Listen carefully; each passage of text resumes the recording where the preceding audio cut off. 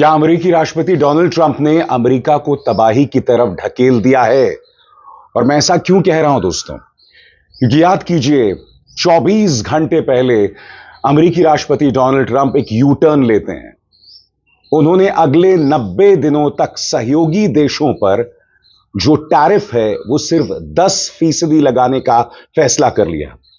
इसका असर यह होता है कि शेयर बाजार में उछाल आता है, मगर उसके ठीक 12 घंटे बाद शेयर बाजार फिर से धड़ाम।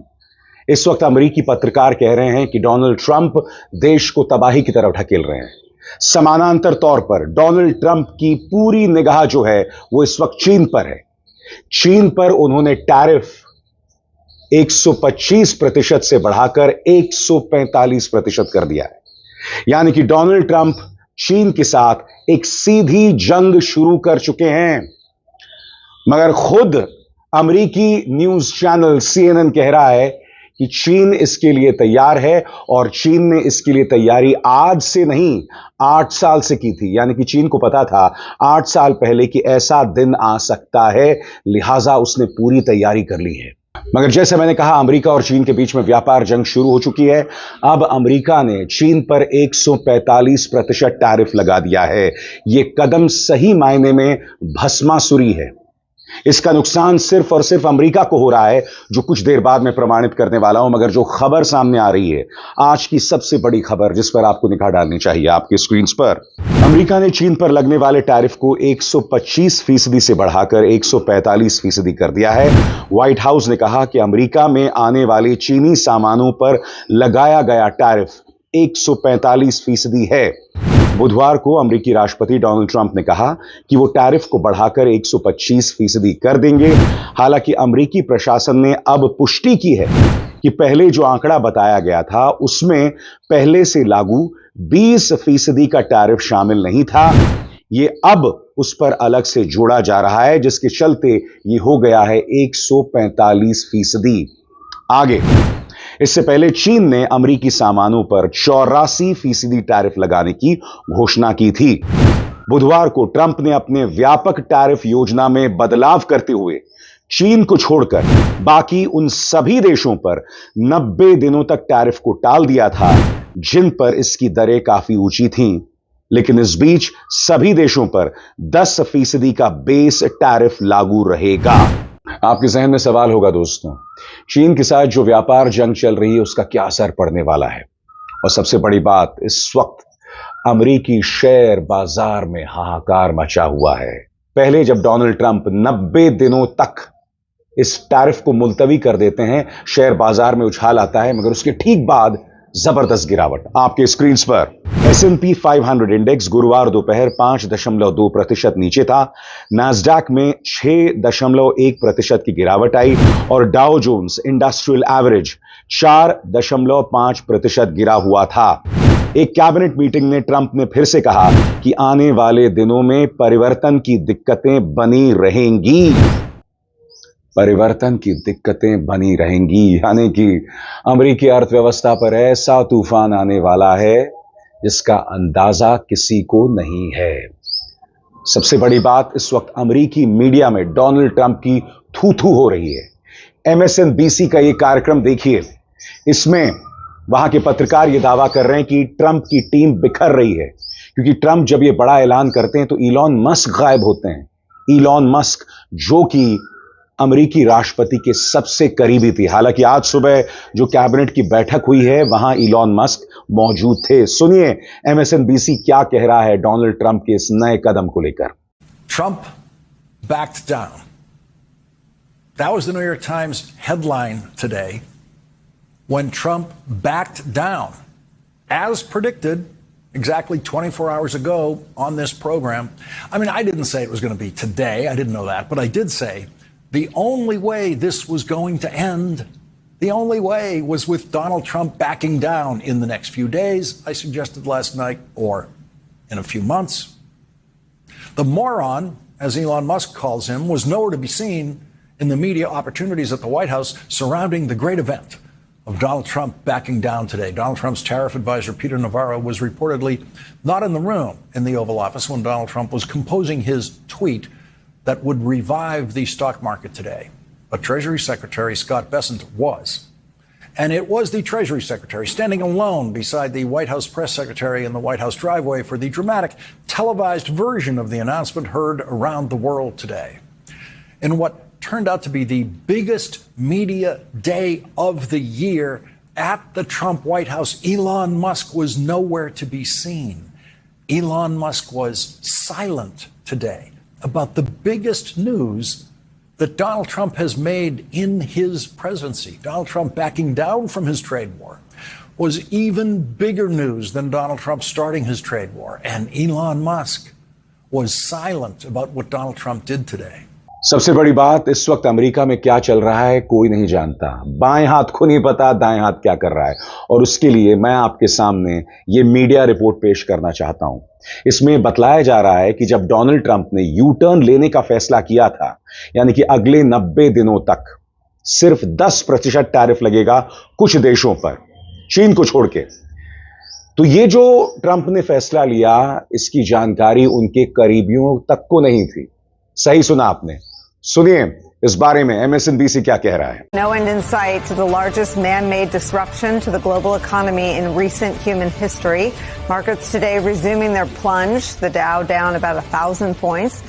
The sell-off gaining steam after the White House said goods from China would be subject to a 145% tariff rate. That's higher than what Trump had said yesterday, when he said that rate would be 125%. Essentially, markets spent yet another day trapped between what Donald Trump says he's doing and what his administration says he means when he says what he's doing. Brand new reporting by the New York Times reveals why this keeps happening and just how isolated Donald Trump is from any semblance of a policy process in his own administration. The New York Times reports this, quote, many of Trump's most senior advisors and officials were unaware of this major shift in policy until the last minute, because as recently as Wednesday morning, Trump was still indicating he was sticking to his previous plan, driving his sudden reversal, his fear that he and he alone would drive the world into an historic financial crisis. बड़ा प्रश्न ये कि इस वक्त America और चीन के बीच जो व्यापार जंग शुरू हो गई है, इसका दुनिया पर क्या असर पड़ने वाला है। जैसा कि मैं आपको दिखला चुका हूं, अमेरिकी अर्थव्यवस्था तबाही की तरफ बढ़ रही है। सही सुना आपने, अमेरिकी अर्थव्यवस्था तबाही की तरफ बढ़ रही है, मगर इसका दुनिया पर भी असर पड़ेगा, खासतौर से अमेरिका और चीन के बीच जो इस वक्त जंग शुरू हो चुकी है। दिलचस्प बात यह है कि चीन इस वक्त झुकने को तैयार नहीं है, और आपके जहन में सवाल होगा कि आखिर चीन झुकने को तैयार क्यों नहीं है। इसको लेकर मैं आपके सामने विस्तृत पड़ताल लेकर आया हूं, उसके लिए आपको इंतजार करना पड़ेगा। मगर पहले मैं आपके उन सवालों का जवाब दे दूं कि ये जो ट्रेड वॉर शुरू हो गया है अमेरिका और चीन के बीच में, इसका असर दुनिया पर क्या पड़ने वाला है। तो सबसे पहला असर आपके स्क्रीन पर, अंतर्राष्ट्रीय मुद्रा कोष यानी IMF के अनुसार इस साल कुल वैश्विक अर्थव्यवस्था में अमेरिका और चीन की अर्थव्यवस्था की हिस्सेदारी करीब 43% है। अगर इन दोनों देशों के बीच व्यापक ट्रेड वॉर छिड़ जाता है तो ये दोनों की विकास दर को धीमा करेगा, यहां तक कि उन्हें मंदी में भी खींच सकता है, और इससे पैदा हुई सुस्त वैश्विक विकास दर से अन्य देशों की अर्थव्यवस्थाओं को भी नुकसान पहुंचेगा। इसके अलावा वैश्विक निवेश पर भी नकारात्मक असर पड़ेगा। हालांकि और भी संभावित खतरे हैं। चीन दुनिया का सबसे बड़ा मैन्युफैक्चरिंग राष्ट्र यानी प्रोडक्शन हब है, और वो घरेलू स्तर पर पैदा होने वाली मांग से बहुत अधिक उत्पादन करता है। इसके अलावा दोस्तों, नौकरियों पर असर पड़ने वाला है। जी हां, नौकरियों पर असर पड़ने वाला है, और इसका सीधा असर भारत जैसे देशों पर पड़ सकता है। कैसे? ये दूसरा असर, चीन घरेलू रियायतों और पसंदीदा कंपनियों को कम ब्याज दर पर कर्ज देकर वस्तुओं के उत्पादन को सस्ता रखता है। स्टील इसका एक उदाहरण है। इस बात का खतरा है कि अगर ऐसे उत्पाद अमेरिका नहीं भेजे गए तो चीन की कंपनियां उन्हें दूसरे देशों में डंप कर सकती है। हालांकि ये उपभोक्ताओं के लिए फायदेमंद हो सकता है, लेकिन उन देशों के उद्योगों पर इस डंपिंग का बुरा असर पड़ेगा। वहां नौकरियां जाएंगी और बेरोजगारी बढ़ेगी। यूके स्टील नाम की संस्था ने आशंका जतलाई है कि चीन दूसरे रास्तों से स्टील ब्रिटेन में भेज सकता है। लेकिन इतना तो तय है कि चीन और अमेरिका के बीच खुले ट्रेड वॉर का खमियाजा वैश्विक स्तर पर होगा। अधिकांश अर्थव्यवस्थाओं को लग रहा है कि यह असर काफी नकारात्मक होने वाला है। तो देखा आपने दोस्तों, चीन क्या करने वाला है। सरल शब्दों में, अपना ये जो स्टील है इसका उत्पादन दूसरे सहयोगी और मित्र देशों में करवाएगा और वहां से वो स्टील भेजा जाएगा अलग अलग देशों में। यानी कि वो अपना स्टील दूसरे देशों में डंप करेगा। इसका सीधा असर उन देशों में पड़ने वाला है, वहां बेरोजगारी और महंगाई बढ़ेगी। सबसे बड़ा प्रश्न आपके जहन में सवाल होगा कि आखिर चीन पीछे क्यों नहीं हट रहा है, क्या वजह है। मैं ये नहीं कहता हूं कि चीन का अंदाजे बयां वो पुष्पा के तौर पर है, झुकेगा नहीं, चीन पर भी इसका बुरा असर पड़ेगा। मगर जैसे मैंने कार्यक्रम शुरुआत में बताया था कि चीन की तैयारी 8 साल की थी। इससे पहले कि मैं आपके सामने चीन की तैयारी पेश करूं, एक बार फिर आप सबसे अपील दोस्तों कि आपको मेरा कार्यक्रम पहुंचता है मोबाइल फोन में नोटिफिकेशन के जरिए। सिर्फ इसका इंतजार मत कीजिए, खुद मेरे चैनल में जाइए, मेरे कार्यक्रमों को खंगालिए, रहिए अपडेटेड और हां, मेरे हाथ मजबूत कीजिए, मेरा चैनल ज्वाइन कीजिए। स्वतंत्र और आजाद पत्रकारिता का समर्थन कीजिए, सच में मेरा साथी बनिए। बहुत आसान है दोस्तों, इस ज्वाइन बटन को दबाइए और आपके सामने आएंगे ये 3 विकल्प, इनमें से एक चुनिए और सच के इस सफर में मेरा साथी बनिए। तो अब उन सवालों का जवाब कि आखिर चीन पीछे क्यों नहीं हट रहा, और इसको लेकर CNN बिजनेस ने एक लंबी चौड़ी पड़ताल पेश की है। इस लेख का नाम है The US-China trade escalation has no end in sight. Here's why Beijing's not backing down. सरल शब्दों में कहा जाए, अमेरिका और चीन के बीच में जो व्यापार युद्ध चल रहा है वो रुकने का नाम नहीं ले रहा है। मगर बड़ा प्रश्न ये कि चीन झुकने को तैयार क्यों नहीं है। इस बारे में CNN बिजनेस क्या कहता है। पहला कारण, राष्ट्रवाद और अपनी स्थिति को मजबूत करने का प्लान। चीन के नेता शी जिनपिंग, जो दशकों से चीन के सबसे ताकतवर नेता माने जाते हैं, उन्हें लगता है कि उनके देश के पास अमेरिका की इस एक तरफा दबंगई के आगे झुकने का कोई विकल्प नहीं है और वो अपने जनता को भी ये दिखा रहे हैं। सार्वजनिक तौर पर यानी पब्लिकली बेइजिंग ने अपनी जवाबी कदमों को लेकर जबरदस्त देशभक्ति का माहौल बना रखा है। यह उस रणनीति का हिस्सा है जिसे चीन पिछले 4 सालों से चुपचाप तैयार कर रहा था जब ट्रंप पहली बार राष्ट्रपति थे। चीन तो पहले से कहता आया है कि वो बातचीत करना चाहता है, लेकिन ट्रंप के अचानक तेजी से कदम बढ़ाने से चाइना को यकीन हो गया था कि अमेरिका बातचीत के मूड में नहीं है। और जानकारों के मुताबिक शी जिनपिंग की सोच यह है कि चीन सिर्फ जवाबी हमला ही नहीं करेगा, बल्कि ट्रंप की इस ट्रेड उथल पुथल का फायदा उठाकर अपनी स्थिति को और मजबूत करेगा। यानी कि राष्ट्रभक्ति और उसका प्रचार प्रसार जनता में किया जा रहा है। जनता को मोटिवेट किया जा रहा है कि देखो, हम एक बड़ी जंग लड़ रहे हैं अमेरिका के खिलाफ। अमेरिका को खलनायक के तौर पर पेश किया जा रहा है। इसका अर्थ साफ है कि कम से कम चीन को जनता से प्रॉब्लम नहीं होगी। और बात वहां नहीं रुकती है। याद कीजिएगा कोरोना के दौरान, वो कोरोना जो चीन से आया था, उसको लेकर चीन के अंदर बहुत बड़ी बगावत नहीं हुई थी। वहां की अर्थव्यवस्था कुछ देर के लिए तहस नहस हो गई थी, मगर फिर भी अब वो वापस पटरी में है। मगर ऐसा नहीं है कि चीन की निगाह सिर्फ अपने डोमेस्टिक मार्केट पर है, अपने घरेलू मार्केट पर है। वो दूसरे देशों के साथ भी संबंध बनाने की कोशिश कर रहा है। वो अपना एक ब्लॉक बना रहा है, अपना एक गुट बना रहा है, जिसमें वो पश्चिमी देशों से भी अपील कर रहा है। इसी मंच पर मैंने आपको बताया था दोस्तों कि चीन ऑस्ट्रेलिया, पश्चिमी यूरोप के कई देशों से संपर्क साध रहा है ताकि अमेरिका की गैर मौजूदगी से उसे कोई नुकसान ना हो। और यहीं पर दूसरा कारण आता है, दूसरे देशों से स्थापित किए गए व्यापारिक संबंध।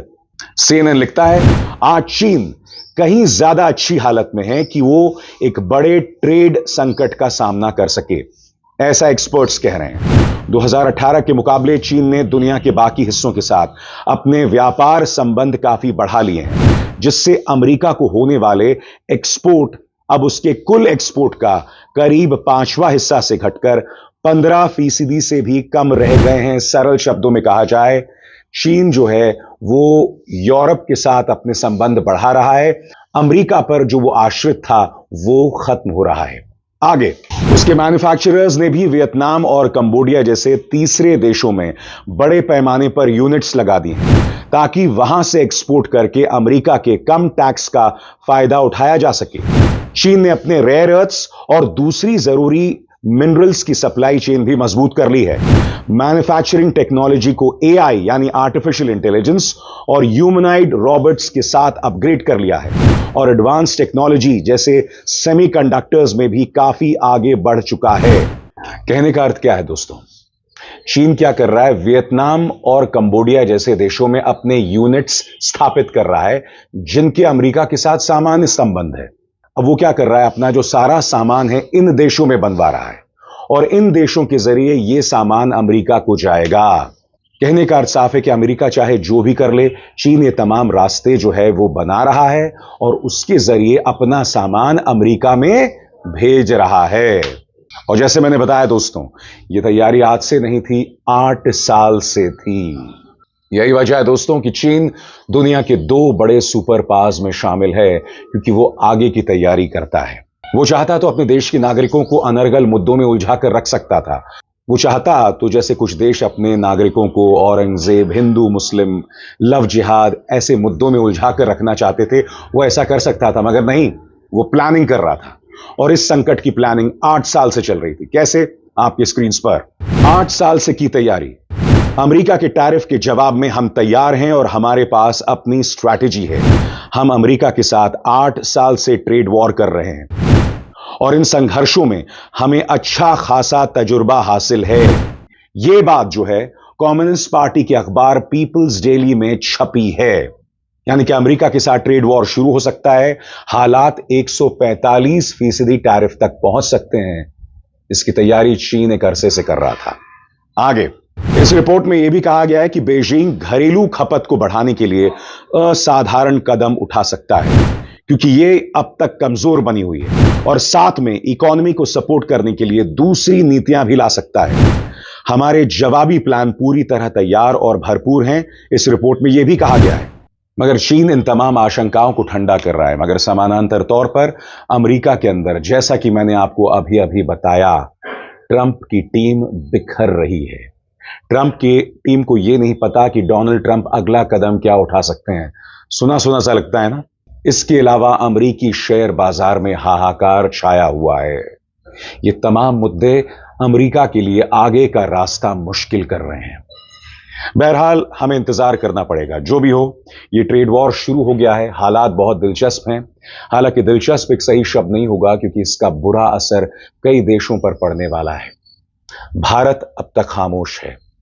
क्या यह समझदारी भरा कदम है? भारत ने चीन के लिए भी दरवाजे खोल दिए हैं। यह बात अलग है कि चीन के नाम पर भाजपा सरकार दूसरों पर हमले करते आई है, दूसरों पर अनर्गल बातें करती आई है। अब उसने चीन के लिए दरवाजे खोल दिए हैं। ताज्जुब मत कीजिएगा अगर टिकटॉक पर जो पाबंदी लगाई गई है वो पाबंदी भी हटा दी जाए। इंतजार कीजिए। बहरहाल मेरे मंच पर इस संकट से जुड़ी तमाम बारीकियां मैं आप तक पहुंचाता रहूंगा। अभिसार शर्मा को दीजिए इजाजत। नमस्कार।